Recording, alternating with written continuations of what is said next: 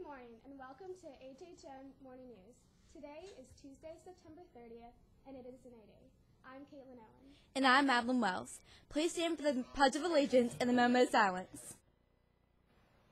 I pledge allegiance to the flag of the United States of America and to the republic for which it stands, one nation, under God, indivisible, with liberty and justice for all.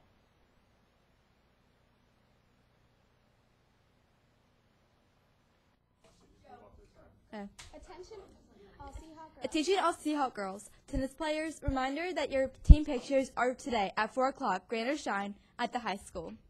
Today we have some guests in the studio to tell you about tonight's volleyball game.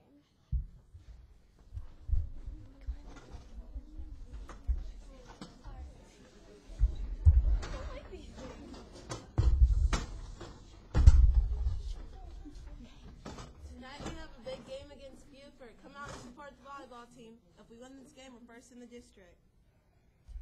Oh, tickets are only $2. Come out and support your Stingrays.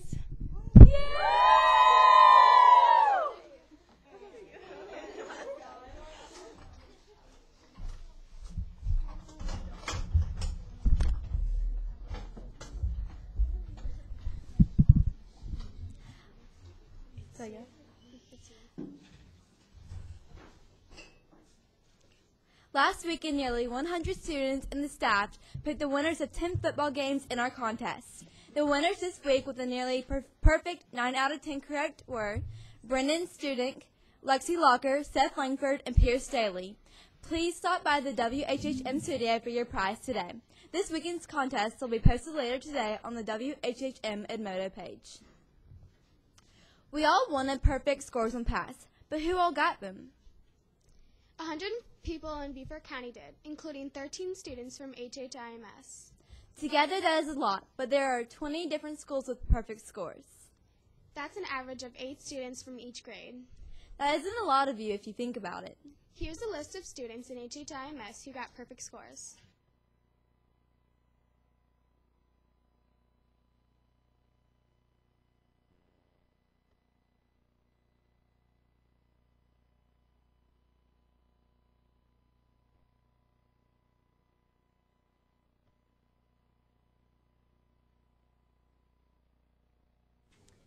This week, the coaches of the cheerleading and volleyball team, Coach DeYoyo and Coach Clark, have selected 2 girls to be the Athlete of the Week. The athletes for this week are Jane Bender and Amanda Halpin. Congratulations! Come pick up your certificate, guys. Come on over here. Come get your thing. Well, they gotta come get their thing. Here's the coaches' insight on what they won for the Beast Award. Who is the Athlete of the Week? Okay, for volleyball, we have selected Jane Bender as our Athlete of the Week for her performance against McCracken Middle School on Thursday evening, and Jane played an outstanding match. What makes a student stand out at games and practices? Jane is very conscientious of her play. She's always trying to get better, and that makes the other girls around her play better. What do you think the athlete is best at? Jane is very good at friendships and relationships on the team, and having other girls, student athletes, look up to her. What's the athlete's best quality as a leader? As a leader, I think she is just a role model because the other girls see her in the classroom, in the hallways, on the court, and other young ladies want to aspire towards doing that as well. Thank you. Who is the Athlete of the Week? So the Athlete of the Week for this week for cheerleading is going to be Amanda Halpin. What makes a student stand out at games and practices? Amanda stands out at games and practices because she's one of the ones that's always ready and on time and doing things that she needs to be doing before we tell her to, and she is very quick to understand what we need her to do. What do you think the athlete is best at? Amanda's really good at picking up on cheers quickly. She can see it or hear it one time and maybe 2 times, and then she's got it and she can help others.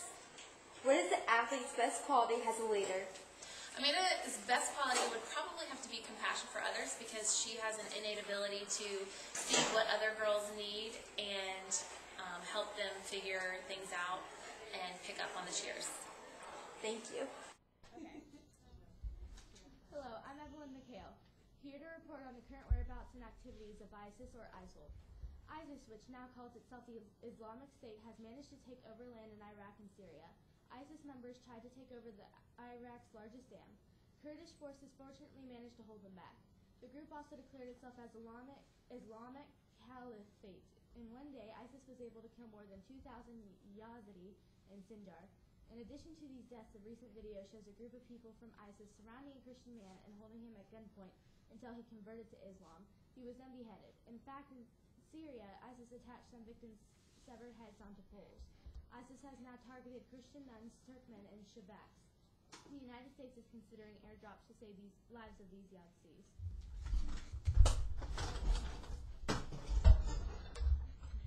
Captain Tony Grider died last Saturday from the burn-related injuries after electricity from a power line shocked four fires as they sprayed water on a group of students during the ALS Ice Bucket Challenge. Firefighter Simon Alex Quinn, also injured in the Ice Bucket Challenge, was released from the hospital on Tuesday. During the ALS stunt, Grider and Quinn were inside a bucket on a ladder above the students. When they finished dumping the water, the students left and the firefighters began moving the ladder. The bucket came too close to the power lines and shocked the men, officials said. Grider leaves behind a wife and children in Colombia.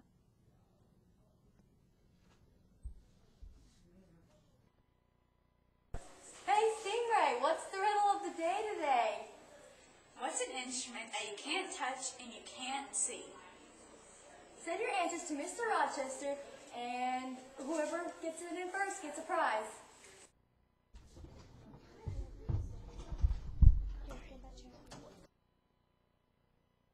Hey, Stingray, what's the riddle of the day today? What's an instrument that you can't touch and you can't see? Send your answers to Mr. Rochester, and whoever gets it in first gets a prize. Today we will be telling you about the new songs that are hot this week. We have 4 new songs for you today. The first song is All About That Bass by Meghan Trainor.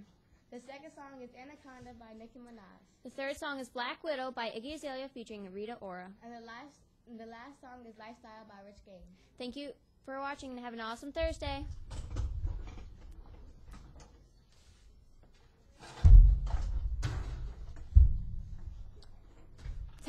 Today we have in the school news category a very important thing for 8th graders to know.